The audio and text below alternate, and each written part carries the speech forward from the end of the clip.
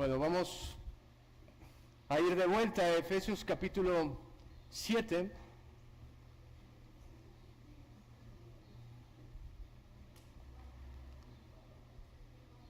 Perdón, 4, versículo 7. Si usted necesita una Biblia, en la parte de atrás tenemos algunas Biblias para que las pueda tomar y pueda seguirme ahí en el texto. Efesios capítulo 4, versículo 7 dice lo siguiente: pero a cada uno de nosotros fue dada la gracia conforme a la medida del don de Dios, por lo cual dice: subiendo a lo alto, llevó cautiva la cautividad y dio dones a los hombres. Y eso de que subió, ¿qué es?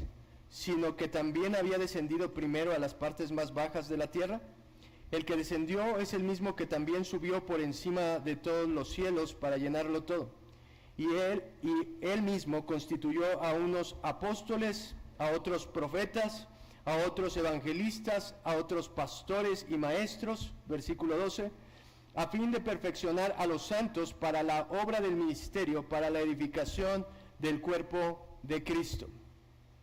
Fíjese, Dios nos ha dado muchos regalos, y yo le decía, Dios ha sido tan bueno. Pablo nos ha dicho los 3 primeros capítulos, todo lo bendecidos que hemos sido por Dios, y uno de los regalos que muchas veces no tomamos en cuenta es la iglesia.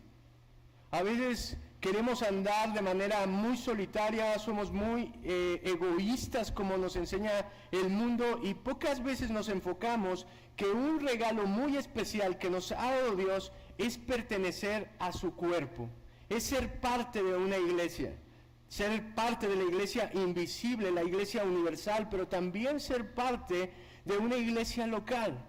Y algo que nos dio para poder disfrutar de esa iglesia, y vemos en los versículos aquí, son a cada uno de los miembros nos dio un regalo.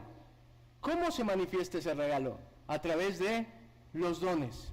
Cada uno de nosotros, Cristo preparó una medida, un cóctel de dones para servir a la iglesia con un propósito. Y ese es el punto. La semana pasada le había dicho que el 13, pero no, es el 12.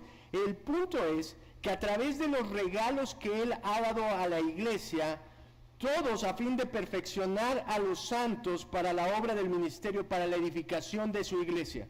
Los regalos que nos ha dado, ¿se acuerda que hablábamos de eso la semana pasada, de cómo Él nos dio dones? Y Pablo pone una ilustración increíble que dice que es Cristo como ese rey que bajó y obtuvo la victoria y subió y entonces repartió el botín y nos dio a todos generosamente, ¿qué? Dones para poder servir a la iglesia. Y eso es de manera individual, pero de manera colectiva, Dios también ha dado un regalo a la iglesia. Y este es un regalo que pasa totalmente desapercibido. Y es hombres fieles, líderes de su iglesia. Y eso es el versículo 11. Ese es el versículo 11 que nos está diciendo que Él mismo constituyó, ¿qué?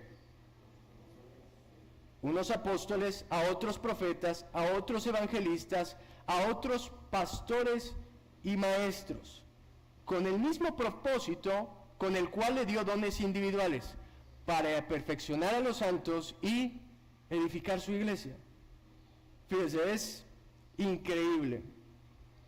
Dios ha adoptado a hombres de una manera especial como líderes de su iglesia. Él mismo, vea, el mismo que repartió los dones, aquí Pablo vuelve a ser enfático y dice, y Él mismo constituyó. Él fue el que constituyó, Él fue el que llamó. A estos hombres no los llamó una institución, no los llamaron otros hombres. ¿Quién fue el que les dio el llamado? Cristo. Cristo, ese es el énfasis de aquí. Cuando Jesús dijo en Mateo 16, versículo 18, edificaré mi iglesia, y eso es algo personal, dijo, yo edificaré mi iglesia. Y yo creo que muchos se pudieron preguntar en el transcurso de todos los sucesos posteriores, ¿y cómo vas a edificar tu iglesia?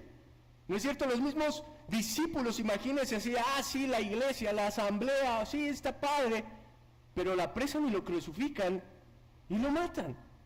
Imagínense para los discípulos, ¿qué pasó con esta promesa, no? Pero no se quedó ahí. no se quedó en la tumba, porque Él resucitó y apareció a los apóstoles, y entonces ellos dijeron, ok, tú vas a edificar la iglesia, si eres capaz de levantarte de la muerte, tú puedes edificar la iglesia.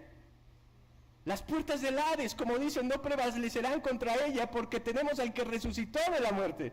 Pero luego él dice, no, voy a ascender, voy a ir al Padre, y les conviene que yo me vaya para que venga el Consolador. Y es de, espérate, pero no que ibas a edificar la iglesia, entonces ¿quién la va a edificar?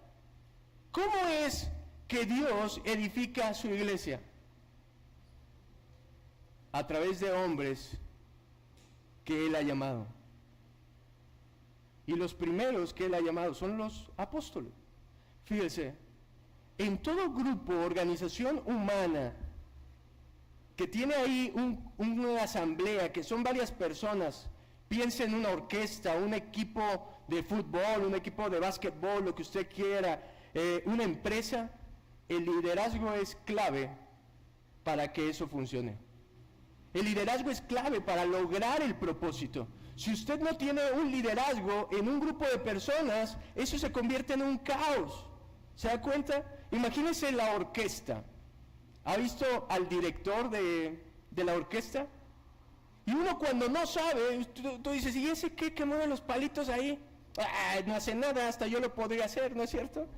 Sale un montón en la tele y parece que él es el que está acá haciendo todo, ¿no? Pero ¿sabe qué pasaría si no hay un director de orquesta? Cada quien iría en un ritmo diferente, sonaría totalmente disparejo y eso traería confusión, desorden, incluso hasta frustración. Por eso en todo grupo es necesario el liderazgo. Y Cristo, sabiendo esto, no dejó a la iglesia sin dirección. Aunque Él es la cabeza, Él es el buen pastor, Él es el pastor principal. ¿Sí sabía eso? Muchas veces hay iglesias que dicen, y fulanito es el pastor principal. Aquí no hay pastores principales. El único pastor principal es Jesucristo. Y mire, y Él sabiendo eso, dejó a hombres capacitados, dotados especialmente para que fueran los que perfeccionaran a los santos, los que edificaran la iglesia y fungieran como esos líderes de su pueblo, guiándolos a la madurez espiritual. Efesios 11 nos recuerda a esos líderes espirituales que son el regalo de Dios para nuestra vida. ¿Verdad que nunca ha pensado en estos hombres como el regalo de Dios?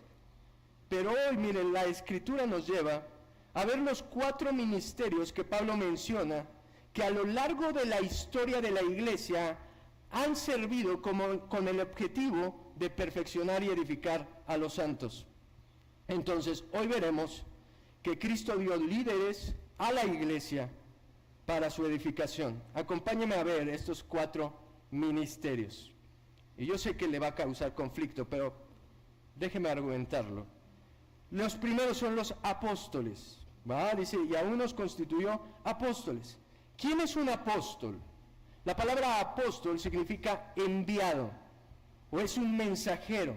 Es decir, aquel que es enviado a cumplir una misión.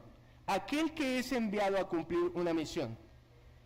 La Biblia utiliza esta palabra también de manera general para hablar de alguien que le fue encargado algo, pero cuando lo utiliza como un título, cuando lo utiliza como apóstol en su palabra técnica, es el llamado apostólico que solo aplica a los 12 discípulos de Jesús. ¿Me escuchó? Este término que está aquí solo se le aplica a los 12 discípulos de Jesús, y por ende, cuando Judas se suicidó y después tuvieron que escoger a otro que se llamaba, ¿se acuerda cómo se llamaba el reemplazo de Judas? Matías, y después hay un 13º apóstol, que es Pablo, y Pablo dice que él fue como un abortivo, como el último de los apóstoles, y él tiene un apostolado especial. Dice que su apostolado, él era apóstol a los gentiles. ¿Se acuerda en Apocalipsis donde dice que van a estar el trono y todo, y va a haber sillas que van a liderar a las 12 tribus de Israel? ¿Y quién va a estar sentado en esas 12 sillas? Los apóstoles. Eso es lo que dice, fíjese, es un llamado especial, es un llamado único este oficio de apóstol. Pero fíjese, Efesios 2:20 dice, edificados sobre el fundamento de los apóstoles y profetas, siendo la principal piedra del ángulo Jesucristo mismo. La misión principal de los apóstoles era una, ¿sabe cuál? Establecer los cimientos de la iglesia. Es increíble que si hoy en día le pregunto, ¿hay apóstoles? La gente dice, sí, conozco al apóstol fulanito, al apóstol sutanito. ¿Y quién es un apóstol en el tiempo moderno, en el concepto moderno? ¿A quién se le asigna el título de apóstol hoy en día? Aquel que abre iglesias, tiene muchas iglesias, de vez en cuando le profetiza a alguien, ¿no? Que le sana a alguien el pie que tenía más corto, y ese es el apóstol. Pero eso no tiene que ver con el concepto bíblico que nos enseña acerca de quién es un apóstol. Primero, la primera función no es andar abriendo iglesias nada más, sino poner el cimiento de lo que era la iglesia. La segunda misión era recibir y declarar la revelación de la palabra de Dios. Se da cuenta que el Nuevo Testamento, la mayoría, ¿quién escribió los libros? Los apóstoles. Fueron el instrumento que Dios utilizó para recibir su revelación y hablar su revelación al pueblo. Efesios 3:5 dice, misterios que en otras generaciones no se dio a conocer a los hijos de los hombres, como ahora es revelado a sus ¿qué? Santos apóstoles y profetas por el Espíritu. Dios utilizó a ambos oficios que están en el primer lugar de la lista, apóstoles y profetas, para establecer el fundamento como primera misión, y segundo, como agentes para revelar su palabra a los hombres. Ahora, fíjense, estas palabras eran confirmadas por medio de señales y prodigios. Un apóstol fue dotado de una especie de credencial para identificar que él era el mensajero de Dios, y eso fueron las señales y los prodigios y los milagros. Si usted se da cuenta, poco tiene que ver con el concepto que hoy en día tenemos de un apóstol. Primero, ¿podría haber apóstoles hoy en día? A la luz de la Escritura, ¿podría haber apóstoles hoy en día? La respuesta es no. No, porque si ellos establecieron el fundamento de la iglesia, el cimiento de la iglesia, usted no agarra un terreno y dice, voy a construir mi casa. Y entonces, lo primero que tiene que hacer, ¿qué es? Echar el firme, le llaman, ¿no? Que es el cimiento. Hacen castillos, ya ni hacen castillos, ¿verdad? Pero una bien construida, haces el castillo, le rebajas y no sé qué tanto, ni sé, mire, mi hermano es ingeniero, yo ni sé. Pero pues después le echas el cimiento y eso le da solidez a la edificación, ¿no es cierto? Y usted no construye el primer piso y luego el segundo y dice, como que me faltó cimiento, y le echa en el tercer piso otro cimiento, ¿verdad que no? El cimiento se construye una vez y a partir de ahí ya no es necesario porque ya tiene lo requerido. Entonces el trabajo del apóstol era único e irrepetible. Fue dotado de capacidades únicas para poder establecer eso. De hecho, mire, déjeme argumentárselo un poco más. Hay 3 requisitos bíblicos para el apóstol. ¿Se lo sabe?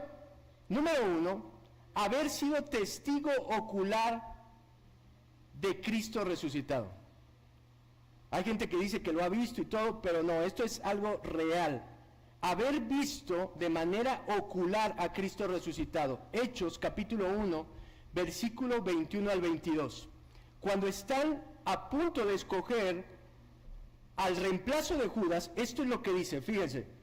Es necesario, pues, que de los hombres que han estado junto con nosotros todo el tiempo que el Señor Jesús entraba y salía entre nosotros, comenzando desde el bautismo de Juan hasta el día en que fue recibido arriba entre nosotros, uno se ha hecho testigo con nosotros de, ¿qué cosa? Su resurrección. Lo que están diciendo es que el fundamento es que nosotros, para poder elegir a una persona como apóstol, necesitamos que él haya estado entre nosotros, que haya conocido a Cristo, pero sobre todo que lo haya visto resucitado. ¿Se fija? Ahora, mire lo que dice Pablo en 1 Corintios capítulo 9, versículo 1. Dice lo siguiente: ¿acaso no soy apóstol? ¿No soy libre? ¿No he visto a Jesús el Señor nuestro?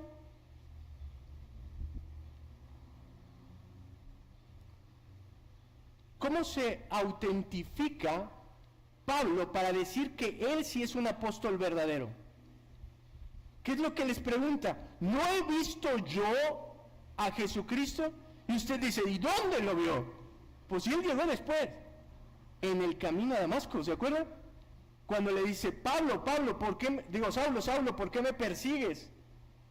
Y él le dice, Señor, ¿quién eres tú? Soy Jesús al que tú persigues. Ahí fue testigo ocular, y es a lo que apela Pablo para decir que él cumple con los requisitos ¿de qué? Del apostolado. ¿Se fija? Primer requisito es haber visto a Cristo resucitado. Segundo requisito para ser apóstol, haber sido escogido directamente por Cristo. No sentir que Cristo lo llamó, no decir un día tuve un sueño, comí mucho, no pude dormir y... No, haber sido llamado directamente por Jesús. La Escritura nos dice que Él mismo escogió a sus discípulos, ¿se acuerda? Lucas capítulo 6, versículo 13 dice, y cuando era de día, llamó a sus discípulos y escogió a 12 de ellos. Había sus discípulos y Él escogió ¿a cuántos? A 12 de ellos, a los cuales también llamó apóstoles. Él los comisionó directamente. ¿Se da cuenta? Ahora y dice, ¿y Pablo? Gálatas 1:1. Dice Pablo, apóstol, no de parte de hombre, ni por medio de hombre, sino por medio de Jesucristo y de Dios el Padre, que lo resucitó de entre los muertos. ¿Quién le dio la comisión a Pablo para que fuera enviado, apóstolos, que fuera enviado a predicarle a los gentiles? Jesús. Eso es lo que él dice. Él dice, el que me comisionó para esta misión es Jesús. Entonces llevamos dos requisitos. Número 1, haber visto a Jesús resucitado. Número 2, haber sido comisionado directamente por Jesús. Y número 3, haber sido dotado de señales, milagros y prodigios. Segunda de Corintios, capítulo 12, versículo 12, dice esto. Con todo, las señales del apóstol han sido hechas entre vosotros con paciencia, por señales, prodigios y milagros.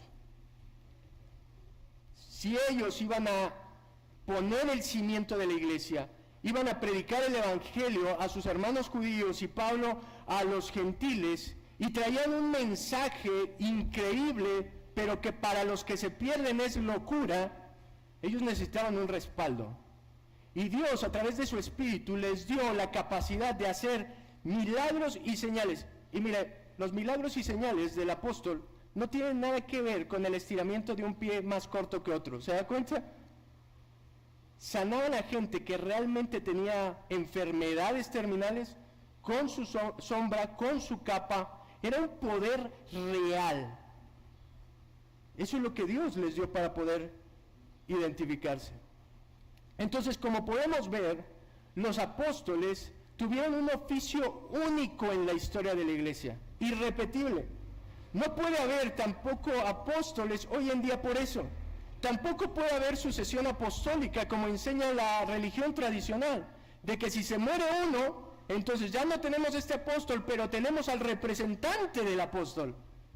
Eso no es lo que enseña la Escritura. ¿Se fija? Déjenme decirle un dato interesante. Hechos de los Apóstoles es la historia de lo que hicieron los apóstoles para la iglesia primitiva, ¿no es cierto? En Hechos 16:4 deja de usarse el término apóstoles, ¿sabía? Es la última vez que lo usan, Y no hay registro en el Nuevo Testamento de que los apóstoles hubieran sido reemplazados al morir. Nunca ve en la Biblia que, ¡ay, se murió Pedro! Pues traemos a Jacinto. No vuelve a ver eso. Nunca hay una instrucción a la iglesia de eso, ¿se fija? Porque el trabajo que iban a hacer era una vez y para siempre. No hay nueva revelación. Nosotros edificamos la iglesia ¿sobre qué? Sobre la doctrina que ellos enseñaron. Seguido de ellos viene ¿quién? ¿A quién más constituyó como el regalo de Dios? A los profetas. Ahora, fíjese, estos son los dos oficios más distorsionados hoy en día. Bueno, no sé si todavía, pero al menos desde que soy niño me acuerdo que teníamos esos conceptos de quién era un apóstol y quién era un profeta. Un profeta era una persona que adivinaba el futuro, ¿no es cierto? Tú decías, va a venir el profeta no sé quién. ¿Y qué hacía el profeta no sé qué? Pura adivinanza, hasta parecía que tú ibas así como al que te leyeran las cartas, ¿no es cierto? Yo recuerdo estar en una iglesia que te daban un boletito para pasar con el profeta, ¿eh? Y aparte tú decías, bueno, lo que me está diciendo nada tiene que ver conmigo. Y decían, no, es la revelación de Dios. Pero el oficio profético que está en la Biblia no tiene que ver con eso. No tiene que ver con andar adivinando el futuro. Dios designó a estos hombres con dones especiales y se distinguía de los que tenían el don profético. Había personas dentro de la iglesia que tenían el don profético, pero estos eran profetas, muy diferente. No confundamos. El profeta en un sentido estricto, ¿qué significa un profeta? Aquel que habla de parte de Dios. Aquel que habla de parte de Dios. Ahora, esta palabra es usada de una manera muy amplia en la Biblia. Si un profeta es aquel que habla de parte de Dios, yo le pregunto, ¿un predicador no habla de parte de Dios? Y no necesariamente tiene que predecir el futuro, ¿verdad? Mire, estos hombres que fueron el segundo regalo para la iglesia, trabajaron junto con los apóstoles para poner ese fundamento. Primera de Corintios 12:28 dice esto: y aún nos puso Dios en la iglesia, primeramente apóstoles, luego profetas, lo tercero, maestros. Después que él estuvo edificando su iglesia, lo primero que fue llamar a los apóstoles a hacer esa misión, y después fue ¿a quién? A los profetas, y aunque no es una lista exhaustiva, dice en tercer lugar a los maestros. Durante y después de los apóstoles, los profetas sirvieron a la iglesia. Y parece, por lo que nosotros leemos en las cartas y leemos en Hechos, que su trabajo estaba más enfocado a la iglesia local. Estos eran hombres que se establecían en una iglesia y a través de ellos Dios estaba utilizándolos para servicio de la iglesia. En cambio, los apóstoles, si se fija, su ministerio era más amplio, más global. El apóstol iba, establecía la iglesia, daba la revelación de parte de Dios, pero se movía. No estaba fijo en una iglesia. En cambio, parece que estos profetas sí estaban arraigados a una congregación local, y los profetas en algunas ocasiones hablaban revelación directa de Dios, como lo podemos ver con Agabo. No sé si conocía este profeta, que está en Hechos capítulo 11, versículo 28, donde él profetizó que vendría sobre Jerusalén una gran hambre. Él estaba profetizando sobre la iglesia para algo puntual. Y miren, y a veces también nosotros nos encontramos realizando la función de explicar la revelación. De hecho, si usted lee Hechos capítulo 13, versículo 1, en la lista de ellos están junto con los maestros porque estaban enseñando a la iglesia. Entonces, présteme atención a esto. El profeta no solamente hablaba revelación de parte de Dios, sino explicaba la revelación que los apóstoles ya habían dado a la iglesia.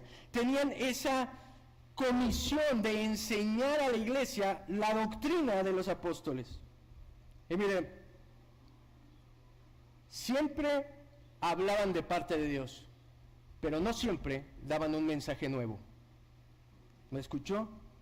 Mientras los apóstoles daban mensajes más generales y doctrinales, los profetas eran más personales y prácticos. ¿Se acuerda? Cuando Pablo va a Jerusalén y el profeta sale y dice, de quien cuyo cinto es este, y se amarra los pies y le dice, así le va a suceder al dueño de este cinto. Que todos lloran y Pablo le dice, no se preocupen, yo estoy dispuesto a dar mi vida. Era un profeta de la iglesia. Pero ahora miren, ¿qué es lo curioso?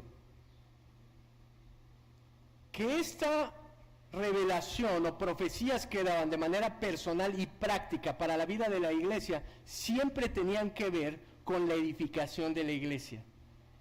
Siempre estaba ligado a la obra de Cristo en la iglesia, aunque fuera personal, aunque fuera Pablo, aunque fuera Sutanito, aunque fuera Timoteo, siempre tenía que ver con la iglesia. Ahora, ¿se da cuenta que hoy en día el profeta fulanito que va a venir, la gente por qué quiere ir a verlo? Para que le dé una profecía personal de lo que va a ser su futuro, ¿no es cierto? Si voy a ser rico, si voy a tener tal negocio, y las profecías son de vas a tener una tortillería y la vas a tener en Los Olivos, porque ahí no hay, y Dios te va a bendecir y vas a ser millonario y después vas a venir y vas a ser pilar financiero de la iglesia, ¿no es cierto? Las profecías que daban estos profetas siempre eran en relación al avance del reino de Cristo. Mucha diferencia. Pero mire, hay algo importante. Estos profetas no se mandaban solos. No era que andaban ahí soltando profecías a todos lados. Dice Pablo en 1 Corintios, capítulo 14, versículo 32 esto: y los espíritus de los profetas están sujetos a los profetas. O sea, que ellos podían decir, Dios me habló, Dios me está diciendo, pero ese mensaje tenía que ser filtrado por otros hombres llamados al oficio profético por Dios. No sé si me explico, no se mandaban solos, tenía que haber un filtro, pero en cambio déjeme enseñarle algo. En la carta a los Corintios, Pablo dice esto: si alguno es profeta o tiene el espíritu de verdad, reconozca que lo que yo escribo son mandamientos de Dios. ¿Se da cuenta de la diferencia? El profeta estaba sujeto al escrutinio de otros profetas. Pero lo que dice el apóstol Pablo, él dice, lo que yo digo, si tú eres profeta, lo que yo digo, ¿qué es? O lo que yo escribo es ¿qué? Mandamiento. ¿Por qué?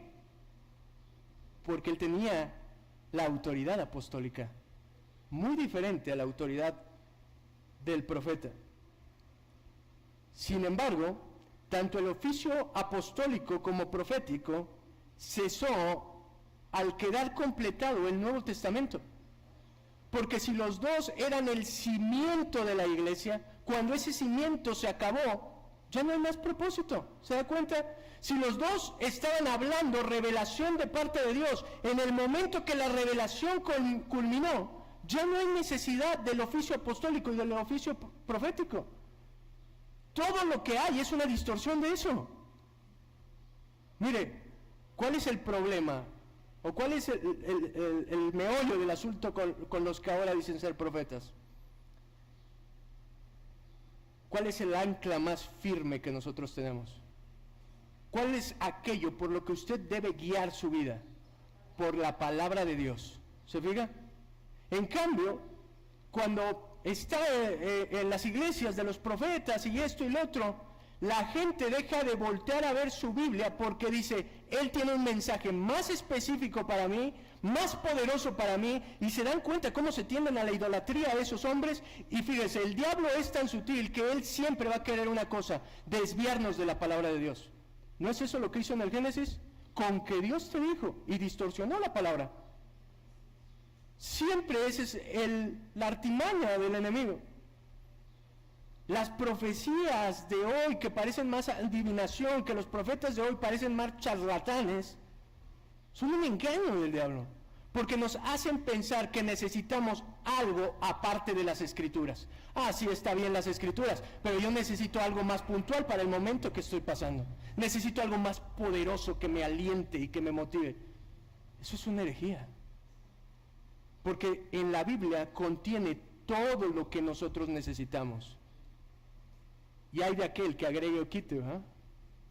Mire, quiero darle un ejemplo de por qué hoy ya no es necesario. Si usted va a 1 de Timoteo, capítulo 4, versículo 14, Pablo le escribe a Timoteo esto: no descuides el don que hay en ti, que te fue dado mediante profecía con la imposición de las manos del presbiterio. Varias veces Pablo lo anima y le dice, cumple el llamado que fue profetizado a ti. Es decir, tú estás sirviendo como pastor en la iglesia de Éfeso porque te lo profetizaron. Y dice, achis. Pregunta, iglesia, ¿hoy necesitamos que el pastor sea puesto por una profecía? Hoy la Biblia me enseña que tiene que venir un profeta a levantar un pastor, porque aquí el llamado se lo dio, parece que se lo dio un profeta, ¿no es cierto? ¿Por qué Timoteo sí y nosotros actualmente no? Porque la revelación ha sido terminada. Déjeme decirle algo. Cuando Timoteo estaba en la iglesia, no existía 1 de Timoteo 3, donde vienen los requisitos del pastor. ¿Se da cuenta? No había un parámetro, un estándar dado por el Espíritu Santo de Dios que nos dijera, este es el modo en que se tiene que operar la iglesia, este es el modo en el que tiene que escogerse los hombres para el pastorado en la iglesia. Pero una vez que esa medida fue puesta por Dios, ya no es necesario que ningún profeta levante un pastor. De hecho, el parámetro es la Biblia, no lo que diga él. Ningún profeta puede estar fuera de la Escritura. Si no, lo más seguro es que no. No, lo seguro es que no es profeta. Entonces los profetas ayudaron a ese fundamento de la iglesia. Y mire, en tercer lugar, Pablo menciona otro ministerio. ¿Qué ministerio? Evangelista. Mientras el oficio apostólico y profeta eran temporales, los siguientes ministerios son parte hoy activa de la iglesia. No es que sustituyeron porque operaron en el mismo tiempo. Los evangelistas, ¿sabe de qué palabra viene evangelista? ¿A qué le suena? Evangelio. ¿Y qué significa evangelio? Buenas nuevas o buenas noticias. Los evangelistas eran proclamadores de las nuevas noticias, de las buenas nuevas. De hecho, se acordará de un personaje que se llama Felipe, que es llamado evangelista en Hechos capítulo 8. En 2 de Timoteo capítulo 4 versículo 5, Timoteo se le pide que haga obra ¿de qué? De evangelista. La obra de evangelista, ¿en qué consiste? En predicar y explicar las buenas nuevas de salvación en Jesucristo a aquellos que no han creído.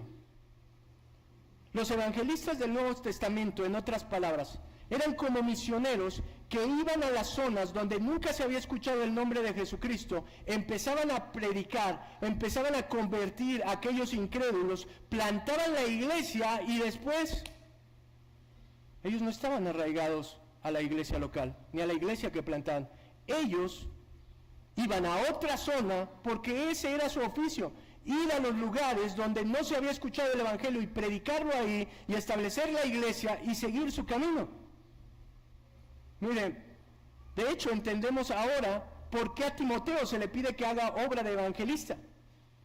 Timoteo es mandado por Pablo a Éfeso con una misión. ¿Se acuerda cuál era la misión? Predicar el evangelio en esa iglesia. ¿Y qué? ¿Por qué a él le da la lista de requisitos para el pastorado? Porque su misión era ¿qué? Levantar ancianos en esa iglesia. Y una vez que hubiera concluido su trabajo, era discipularlos hasta que tuvieran sus ancianos. Y una vez concluido el trabajo, de regreso, le dice Pablo. Por eso le dice, haz obra de evangelista. El evangelista iba, estudiaba junto con la iglesia, hacía madurar la iglesia y después se apartaba de ellos. El evangelista era tan particular en ese trabajo de nuevos creyentes que no necesitaba cantidades. ¿Se acuerda de la misión de Felipe con el eunuco? Dios hizo que fuera a predicarle a ¿cuántos? A uno solamente. Le predica, lo bautiza y después sigue su camino. Eso es lo que estaba haciendo.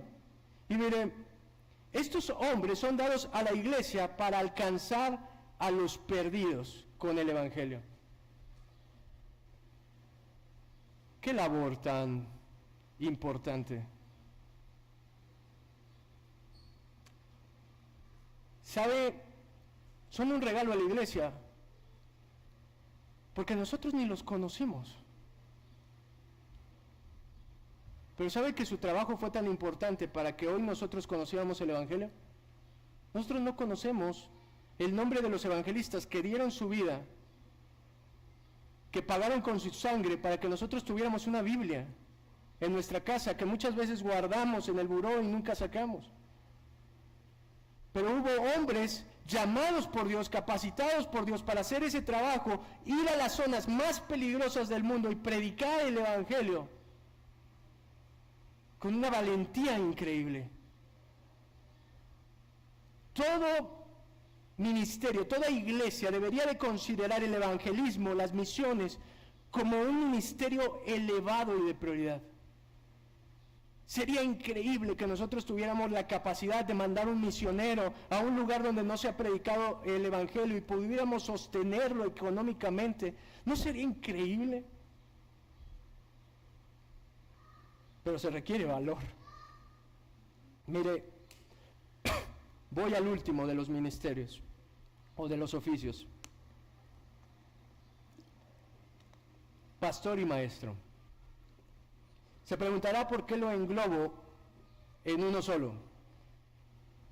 No sé si usted, pero yo crecí, siempre me enseñaron que había 5 ministerios o 5 oficios y que eran los dedos de la mano. ¿No es cierto? Pero cuando usted estudia la Escritura se da cuenta de que no es así.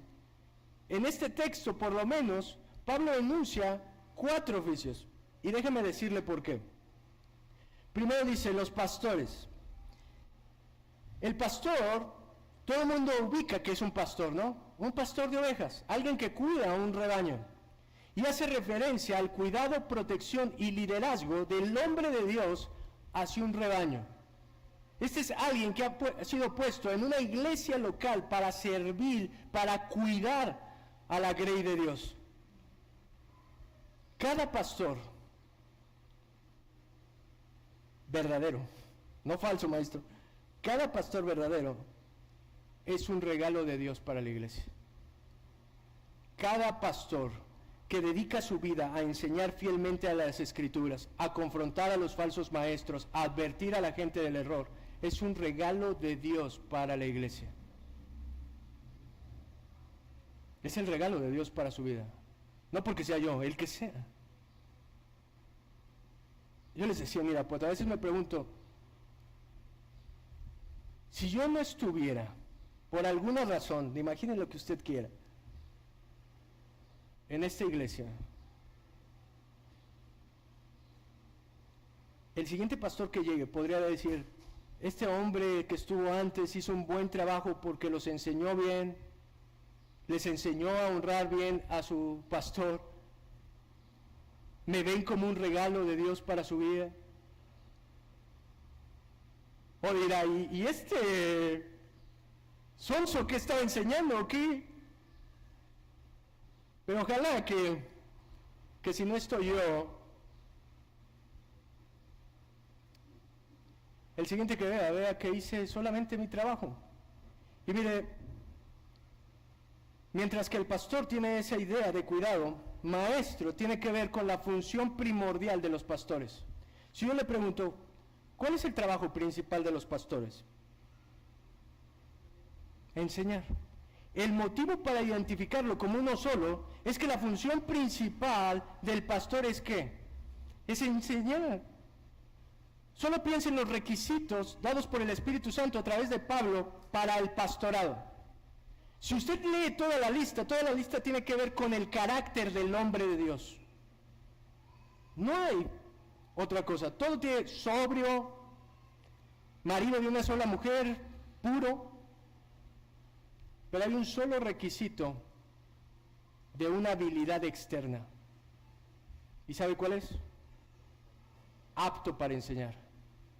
El único requisito externo que se le pide al pastor es que sea capacitado para enseñar.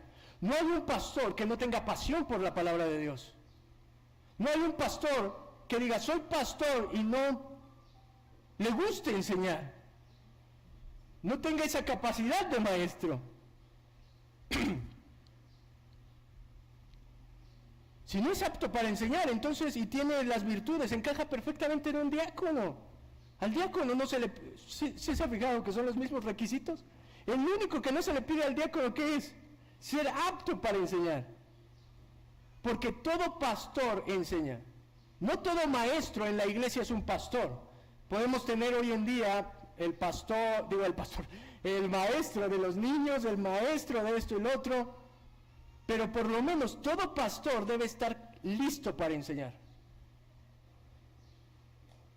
No hay un pastor que no le guste estudiar su Biblia.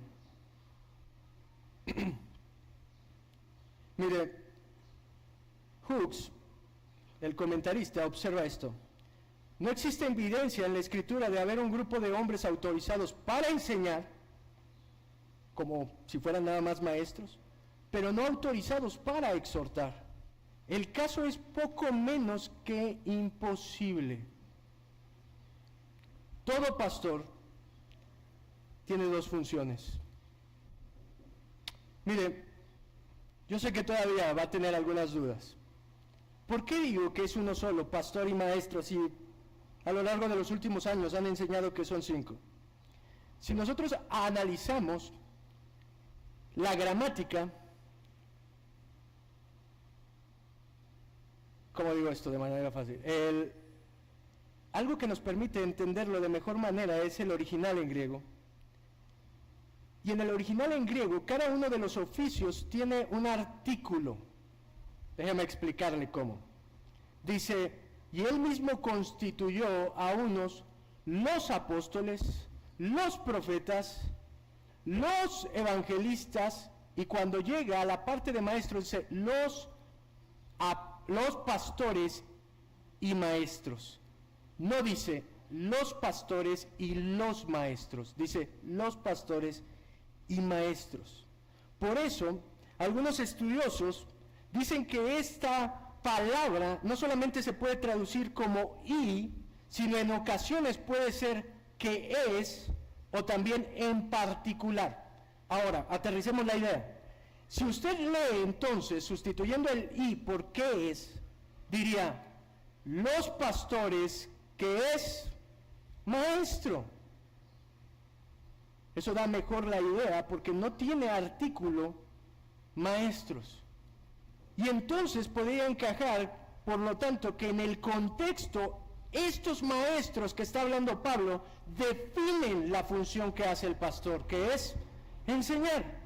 Primera de Timoteo, capítulo 5, versículo 17, dice que los ancianos que gobiernan bien su casa sean tenidos por doble honor, mayormente los que trabajan en predicar y enseñar. Este versículo nos habla de las dos funciones que tiene el pastor. ¿Por qué quiere o por qué dice que es de doble honor el que gobierna bien su casa? Porque el requisito dice que si gobierna bien su casa, entonces ¿qué? Gobernará bien la iglesia. Dice, ¿cómo va a gobernar la iglesia si no gobierna bien su casa?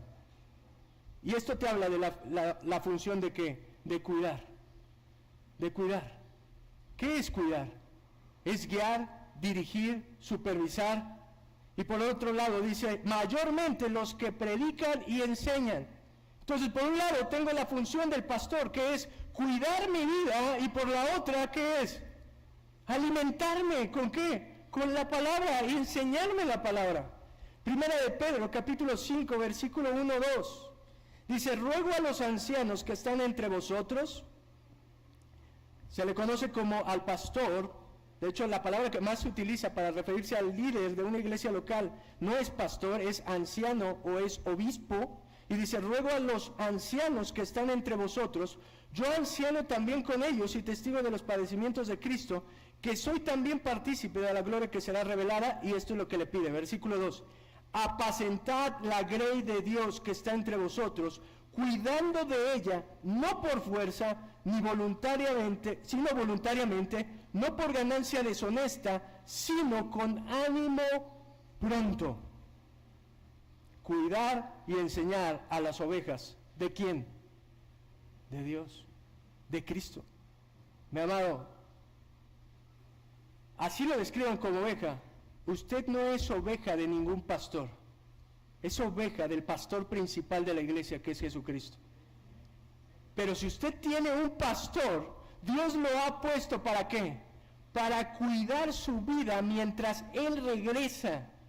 Las ovejas no le pertenecen al pastor aquí en la tierra, le pertenecen a Cristo. Y mire, nosotros tenemos que vigilarlas y dirigirlas. Eso es cuidar. Si usted viene a esta iglesia, no diga, ¿y por qué se mete en mi vida? Pues porque vienes a esta iglesia. No sé, ve a otra donde el pastor no se mete en tu vida. Yo quiero hacer bien mi trabajo, déjeme hacer bien mi trabajo. No me borre del Facebook. Déjeme hacer mi trabajo. Del WhatsApp, no me bloquee del WhatsApp. Déjenme cuidar su vida. ¿Y sabe con qué lo vamos a cuidar? ¿O con qué un pastor? ¿Cuál es la herramienta que tiene el pastor para cuidar a las ovejas? La palabra de Dios.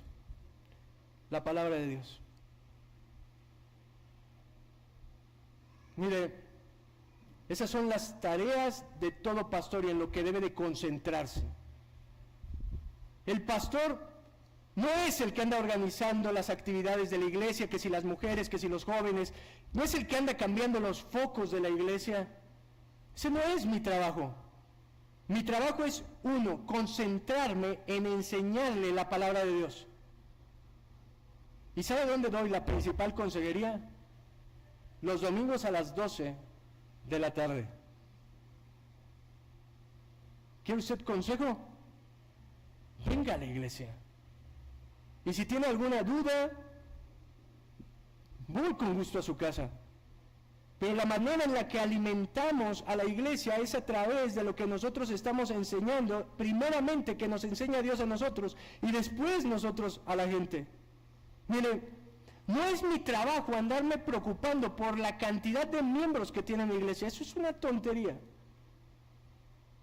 Al menos tiene un pastor que no le preocupa la cantidad. Me preocupa la calidad, porque de eso voy a dar cuentas. Cuando llegue delante de Dios, Él no me va a preguntar, ¿cuántas personas tenías en tu congregación? Esa no es la pregunta. La pregunta es de qué calidad. ¿Cuántos verdaderos cristianos había en tu iglesia? ¿Cuánto pesaban tus ovejas porque estaban, las ovejas de Él porque estaban bien alimentadas? ¿Estaban gorditas? ¿O estaban raquíticas porque te dedicaste más a hacer otras cosas, a ir a comer, a las fiestas, a esto, al otro? Estabas tan ocupado en actividades del mundo que nunca dedicaste tiempo para enseñarles en lo general y en lo particular. Porque ese es mi trabajo. Mire, un joven se acercó a Spurgeon diciendo, Señor Spurgeon, mi iglesia es muy pequeña, solo van pocas personas. A lo que Spurgeon se quedó callado y le contestó con una pregunta. y pensar que vas a dar cuentas de cada una de ellas. Le dijo, no te atrevas a medir la fidelidad en números, que tu preocupación sea ser fiel con cada alma que Él te ha confiado, porque si murieran todos mañana, tú darías cuenta por cada uno de ellos delante de Cristo. Debo cuidar a las personas, no de una manera dictatorial o exaltándome por encima de algún otro miembro de la iglesia, como ahora hacen los pastores. Están tan enfocados en cómo se ven ellos, en cuánto dinero pueden recabar, cantidad de miembros, cantidad de dinero.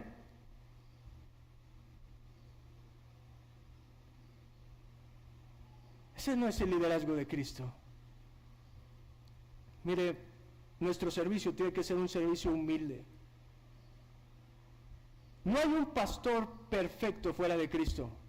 Yo no soy el pastor perfecto.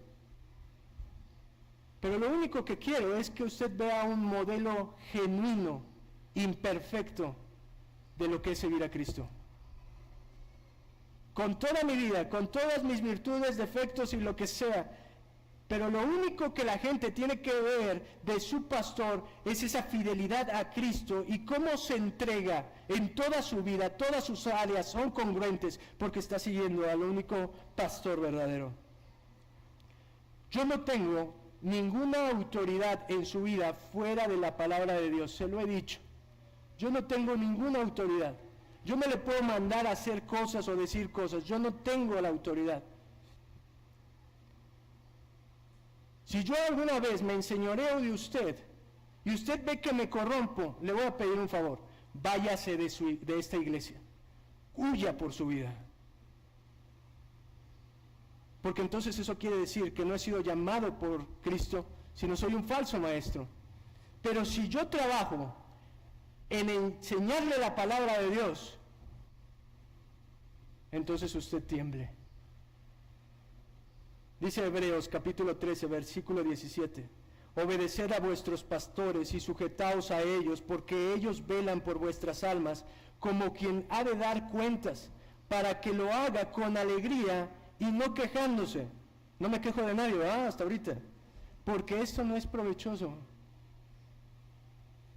Si yo le enseño la palabra de Dios y le estoy enseñando la palabra de Dios, lo que usted tiene que hacer, ¿sabe qué es? Obedecerme. Si yo estoy hablando de mi carne o en mis gustos personales o lo que yo pienso o algo fuera de la Escritura, usted no tiene por qué obedecerme.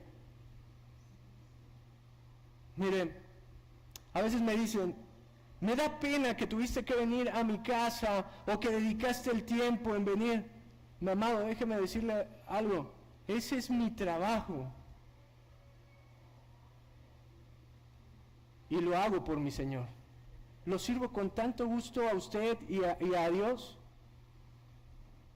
que la gente nunca va a tener cómo pagarme mi servicio, porque mi paga, si soy siervo del Señor, el único que puede pagar a un siervo, ¿sabe quién es? Su Señor. Mire, voy a cerrar con esto. Todos deberían, los cristianos, amar y estar tan agradecidos con los hombres que Dios ha levantado a lo largo de la historia, que Dios ha mandado a nuestra vida, desde los apóstoles, desde los profetas, desde los evangelistas y desde los pastores, porque trabajaron para perfeccionarnos.